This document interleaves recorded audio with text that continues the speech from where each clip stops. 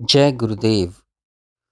सैकड़ों महावृतांतों की सृष्टियाँ देख चुके उन मुनि से व्याध अर्थात शिकारी ने कोई उनके साथ घटित हुआ रहस्यमय वृत्तांत सुनाने की प्रार्थना की, तो मुनि ने अपनी ही एक घटना सुनाई। वे मुनि किसी सोए हुए ऐसे व्यक्ति के हृदय स्थित चित्त या प्राण रूप ओज में प्रविष्ट हो गए, जो स्वप्न देख रहा था। वहाँ उनके आत्मज्ञान संबंधी सभी चमत्कार तथा विशेषताएं उन्हें विस्मृत हो गईं। उनका आत्मचिंतन छूट गया और वे पुत्र कलत्र आदि में अनुरक्त होकर 16 वर्ष तक वहीं गृहस्थ आश्रम में रहे। तत्पश्चात एक विद्वान मुनि उनके घर अतिथि रूप में पधारे। सेवा सत्कार आतिथ्य करके स्वपनगत मुनि ने उन अतिथि मुनि से पूछा कि अशुभ कर्मों के ही फलस्वरूप मिलने वाले दुर्भिक्ष, अनावृष्ट, भीषण दुर्घटनाएं, अग्निकांड, बाढ़ तथा महामारी आदि कष्ट अनेकों मनुष्यों को एक साथ फल कैसे देते हैं? क्या उन सभी मनुष्यों ने एक साथ और एक समान ही दुष्कृत्य किए होते हैं, जिनके कारण उन सभी को एक साथ और एक समान ही फल मिलता है? अतिथि मुनि ने समझाया कि अंतःकरण के पूर्णतया विवेक संपन्न हो जाने पर इन सभी दृश्यों का जो सत्य या असत्य रूप कारण तथा उनका जानने वाला ज्ञाता है, वह कौन है?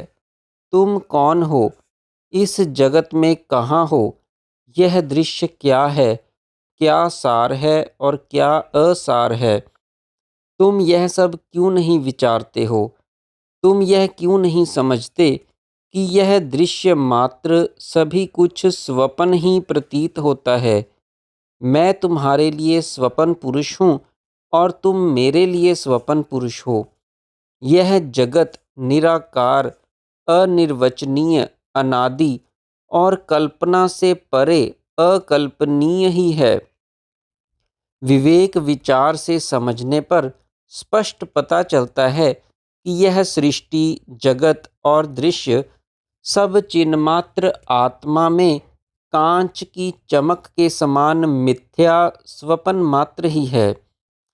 सर्वव्यापक चिदात्मा का स्वाभाविक रूप ही ऐसा है कि वह जहाँ जैसी कल्पना करता और देखता है, वहाँ वैसा ही हो जाता है। जब यह वस्तुओं तथा दृश्यों में सकारणत्व की कल्पना करता है, तो सभी कुछ सकारण है, और जब अकारणत्व की कल्पना करता है, तो सभी कुछ अकारण है। स्वप्न में घटने वाली भीषण भयंकर दुर्घटनाओं का भला क्या कारण हो सकता है? जैसे बहुत से वृक्षों पर एक साथ बिजली गिरती है, वैसे ही कुछ लोगों के दुष्कर्म रहने पर एक साथ ही दुख के पहाड़ टूट पड़ते हैं। कर्मों की कल्पना और आसक्ति से ही जीवात्मा को कर्मों का फल भोगना पड़ता है, परंतु जब वह अपने चिदात्म स्वरूप को पहचान लेता है, तब कर्मों की कल्पना और आसक्ति से उन्मुक्त हो जाता है और उसे कर्मफल नहीं भोगने पड़ते। चिदात्मा ने स्वयं ही मैं अमुक हूँ, मैं ऐसा हूँ आदि अपने जिस रूप की कल्पना की है, वह वैसा ही है, और वही चिदात्मा दूसरे प्रबल प्रयत्न से उसे बदलकर उत्तम, अधम, निकृष्ट अथवा चिन्मात्र आदि अन्यथा करने में भी समर्थ है। अतिथि मुनि के उपदेश से स्वपनगत मुनि का अज्ञान नष्ट हो गया। उनका स्त्री पुत्र वाला गृहस्थी होने का भ्रम मिट गया और स्वपन दृष्टा में प्रविष्ट होने से पहले वाले अपने मुनि स्वरूप की स्मृति आ गई।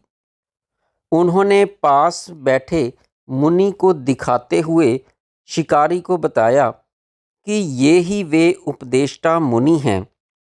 शिकारी को बड़ा आश्चर्य हुआ कि स्वप्न में आए मुनि यहाँ जागृत में साक्षात कैसे बैठे हैं। उसने पूछा कि स्वप्न में आए मुनि यहाँ जागृत में साक्षात उपस्थित बैठे हैं, यह बात तो समझ में नहीं आ रही, यह कैसे संभव है। तब उन स्वप्नगत मुनि ने शिकारी से कहा कि उतावला मत करो, आगे जो विस्मयजनक घटना घटी उसे सुनो। उन उपदेष्टा मुनि के उपदेश से ज्ञान होने और अपने पहले मुनि रूप की स्मृति आ जाने पर मैंने उपदेष्टा मुनि से कहा कि जब तक मैं अपनी कुटिया, वह विशाल काया जिसके स्वप्न में मैं प्रविष्ट हुआ था, तथा अपने शरीर को देखकर वापस लौटूं, तब तक आप यहीं ठहरें, जाएं नहीं। यह सुनकर उपदेष्टा मुनि हंस पड़े और बोले कि वह कुटिया और तुम्हारा और उसका वे दोनों शरीर अब हैं कहाँ। मैं स्वप्नगत मुनि ने स्वप्न दृष्टा के शरीर से बाहर निकलने का बहुत प्रयत्न किया, पर उससे बाहर निकलने का कोई मार्ग ही नहीं मिला। लाचार होकर मैंने उपदेष्टा मुनि से पूछा कि स्थावर पर्यंत अपने विस्तृत संसार मंडल में चिरकाल तक भ्रमण करने पर भी मुझे उस विशाल काया के गले का छेद नहीं मिला, इसका क्या कारण है। उपदेष्टा मुनि ने समझाया कि तुम अपने को जैसा व्यष्टि रूप समझते हो, वास्तव में तुम वैसे नहीं हो। तुम तो भगवान श्री हरि के नाभि कमल की कर्णिका अर्थात हिरण्यगर्भ हो। वही तुम किसी समय व्यष्टि भाव रूप स्वप्न देखने की इच्छा से तपस्या में स्थित होकर पुष्ट हुई बुद्धि द्वारा किसी प्राणी के हृदय में प्रविष्ट हुए। जिस हृदय में तुमने प्रवेश किया था, वहाँ उस विस्तृत त्रिलोकी को देखा था, जिसके पृथ्वी और स्वर्ग लोक उदर हैं। इस प्रकार तुम वहाँ बड़ी देर तक स्वप्न देखने में व्यग्र रहे। इसी बीच उस महावन में आग लग गई। प्रलय अग्नि के समान उस दावानल में तुम्हारी कुटिया के साथ साथ उस प्राणी का और तुम्हारा शरीर भी भस्म हो गए। वायु ने उस भस्म को उड़ाकर जहाँ तहाँ पहुँचा दिया और वर्षा के जल ने धोकर उस भस्म और कुटिया के सब चिन्ह मिटा दिए। अब तो वहाँ कुछ भी नहीं है, तुम चाहो तो स्वयं ही जाकर देख लो। शिकारी ने पूछा कि अचानक आग लगने और उसमें आश्रम, कुटिया, उस स्वप्न दृष्टा प्राणी का विशाल शरीर, आपके और आश्रम के सभी शिष्यों के एक साथ जलकर नष्ट होने का क्या कारण है। यह सब एक साथ ही कैसे हो गया। स्वप्न दृष्टा मुनि ने समझाया कि सृष्टि के उदय और विनाश में संकल्पकर्ता के मन का स्पंदन मात्र ही कारण है। ऐसे ही विधाता के मन का संकल्प ही सृष्टि के उदय, स्थिति और विनाश का कारण है। अतः त्रिलोकी तथा इसमें स्थित सभी दृश्य संकल्पित हैं। विद्वान आत्मदर्शी की निर्मल चिन्मयी दृष्टि में तो यह सब केवल चिदाकाश ही चिदाकाश है, परंतु मूर्ख अज्ञानी की दृष्टि में यह असत मिथ्या होते हुए भी उसे जैसा दिखता है वैसा ही है।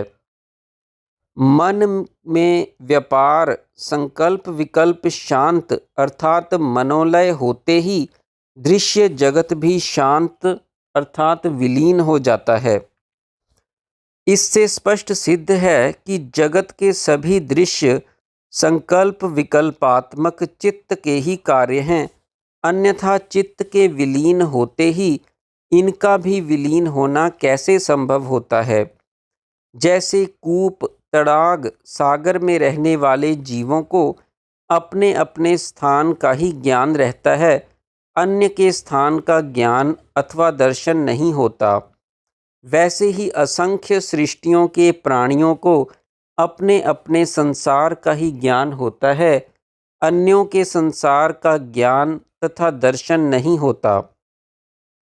समागत उपदेष्टा मुनि ने बताया कि वास्तव में उस प्राणी के शरीर, आश्रम, तुम्हारे और मेरे शरीर का अस्तित्व सत्य नहीं है। स्वपन भ्रम के निवृत्त होने पर तुम संवित सफूर्ण रूप हो गए हो और स्वपन रूप संसार जागृत भाव को प्राप्त हो गया है।